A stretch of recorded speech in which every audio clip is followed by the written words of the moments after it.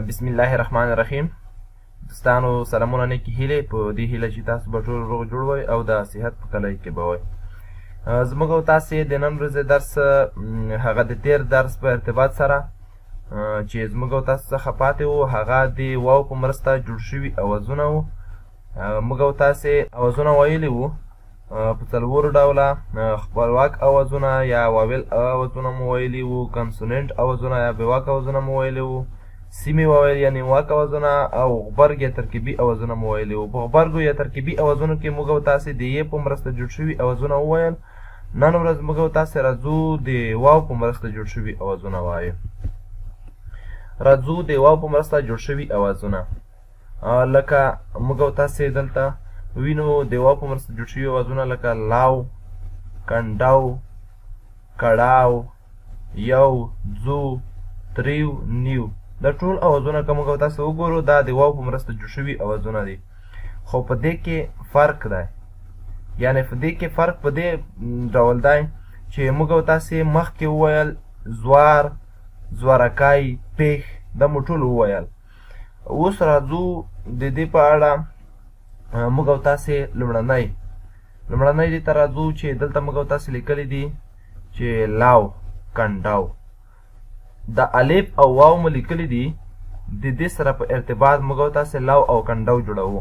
موږ او تاسې دلته د واو سره الف لیکلی دی په سر کې. د دې الف هغه موجودیت موږ او تاسې ښایو چې دلته ولې راغلی دی. موږ او تاسې لیکلی دي لاو، دا لاو ویل کیږي.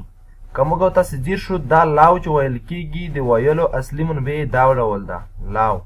الف ورسره موجود ښکاري، لاو ویل کیږي، لاو. دا په دې خاطر چې موږ او تاسې مخکې ویلي وو چې دلته زوار موجود دی. دا الف موجودیت چې دی دا موږ او تاسې لیکو چې لاو. دا موږ او تاسې ښودلی وو چې دا د زوار معنا لري. که چېرته په دې باندې کوچنی زورکی وشي نو دا بیا د الف معنا لري، خو دلته موږ او تاسې دا زوار وایو. او راځو کنډاو ته. په کنډاو کې هم په همدې ډول موږ او تاسې د الف او واو څخه کار اخلو. د الف او واو په دې ځای کې موږ او تاسې په دې خاطر لیکو چې مشخص وي، یعنې معلوم وي چې دلته د الف او واو ډول اواز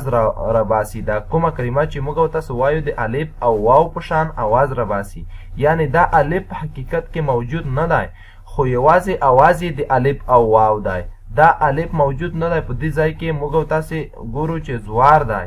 دا د زوار اواز موږ او تاسې د مشخصتیا په خاطر د الف په ډول څرګندوو.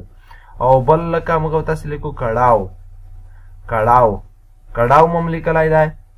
په کړاو کې موږ او تاسې اوس ګورو، اوس موږ او تاسې لیکو چې کړاو. دا کړاو چې دی دا لومړنی خو زوار شو، موږ او تاسې خو یې ګورو. دا ځای کې موږ او تاسې نه وینو چې کاپ په الف جګ شوی دی، خو دلته الف چې موجود دی په دې ځای کې دا بیا موږ او تاسې داسې لیکو. په دې باندې چې پوس یو زوار کاش کو دا د دې معنا ورکوي چې دا زوار شو، او د زورکی چې پوه شو دا د الف معنا ورکوي. یعنې موږ او تاسې دا زوار منو، او که چېرته دا علامه خو وي کوچنی دا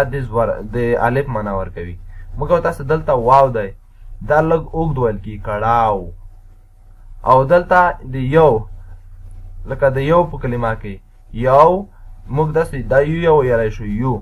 او دا د ځو کلمه ویلی شو ځو. دا په واو کې یوازې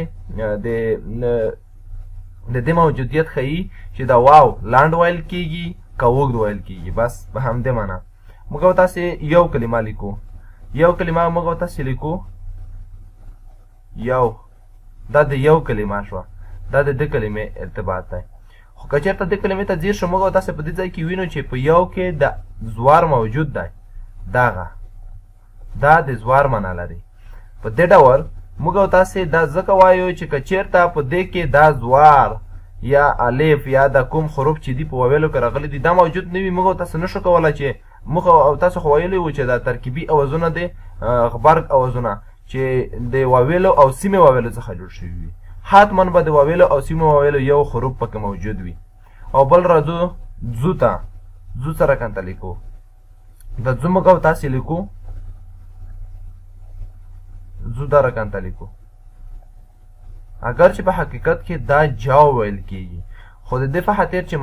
معلوم وي دا زوار وي نه په دې منځ کې چې موږ او تاسې استعمال کړی دی دا د معلومتیا په خاطر موږ او تاسې دلته لیکلی چې معلوم وي او بل راځو لکه تریو موږ او تاسې دا حروف لیکلی و دا د یې معنا لري په سیمې واویلو کې راځي دا حروف او بل مو هم د تریو په کلمه کې که تریو کلمې ته ځیر شو په تریو کلمه کې موږ او تاسې لیکو دا د دې کلمې لپاره استعمال شو دا آی پاکې راغی موږ او تاسې د آی ته ځیر شو دا آی د سیمې واویلو څخه راغلی دی یا ځینو نور حروف د واویلو څخه راغلي دي دا په دې معنا چې د واو په مرسته جوړ شوي اوازونو کې موږ او تاسې ویلي وو چې ځینو حروف چې دي دا به د واویلو څخه وي او ځینو به د سیمې واویلو څخه وي او بل راځو باید په یاد ولرو چې غبرګ اوازونه تل د کلمې په آخر کې راځي موږ او تاسې هلته ځیر شوي وو ډبلیو موږ او تاسې په آخر کې د هر څه په آخر کې راځي لکه کړاو لاو کھنډاو یاو ځو تریو او نیو په دې کلمو کې ټول موږ او تاسې ولیدل چې ډبلیو د واو معنا لري او په آخر کې راځي او په منځ کې موږ او تاسې هغه واویل حروف پکې وپېژندل چې دا زوار دی دا الف دی او دا واو دی بل راځو کلسترونه دي کلسترونه به واک یا غبرګ اوازونو ته ویل کېږي به واک به هم وي او غبرګ به هم وي هغه اوازونو ته ویل کېږي چې د دوو یا زیاتو اوازونو د یو ځای کېدو څخه جوړ شوي وي چې دوه یا زیات اوازونه سره یو ځای کې دغه ته ویل کېږي کلسترونه موږ او تاسو دلته مثال لیکلی دی لکه شپه په شپه کې که وګورو د شین او په اواز په منځ کې یو څه کوچنی سا بندیږي شپه دا په دې خاطر چې دواړه هغه اوازونه دي چې زیاته اوازونو څخه جوړ شوي دي خو دی بېواک اوازونه خپلواک اوازونه نه دي او بل موږ او تاسې راځو کومکي توریو ته دا ډېر مهم دي کومکي توري باید موږ او تاسې په سم ډول وپېژنو راځو د کومکي تورو په مرسته موږ اصلي توري تلفظ کولی شو یعنی هغه توري ته ویل کېږي چې سکین وي خو تر مخه یې بل کومکي توری نه وي راغلی یعنی یو ځای دوه کومکي توري باید نه وي راغلي په دې خاطر چې کومکي توري موږ او تاسو کله وپېژنو دا د مخه توری باید ساکن وي هغه په دې خاطر چې موږ او تاسې د نورو تورو د پېژندو لپاره استعمال کو راځو کومکي توري په څلورو ډوله دي الف واو ه او ی موږ او تاسې دا څلور ډوله توري وپېژندل اوس راځو الف د الف توری د کلمې په منځ او پای کې ساکن وي نو واویل ګڼل کېږي لکه ښکلا خندا کمال سزا شال کال مال حال لیوال که دا ټولو ته موږ او تاسې ځیر شو په دې ځای کې موږ او تاسې شرط ورته ایښودلی و په شرط کې مو لیکلي وو چې که چېرته په منځ او پای کې یې راغی دا ټول چې دی دا سکین وي په دې سکین ډول کې دی د واویل حیثیت ځان ته غوره کوي موږ او تاسې لیکلی حال شال اگر چې په منځ کې راغلی دا دی او دا دی خو سکین ډول دی په دې خاطر موږ او تاسې که وګورو دا د واویلو حیثیت یې غوره کړی دی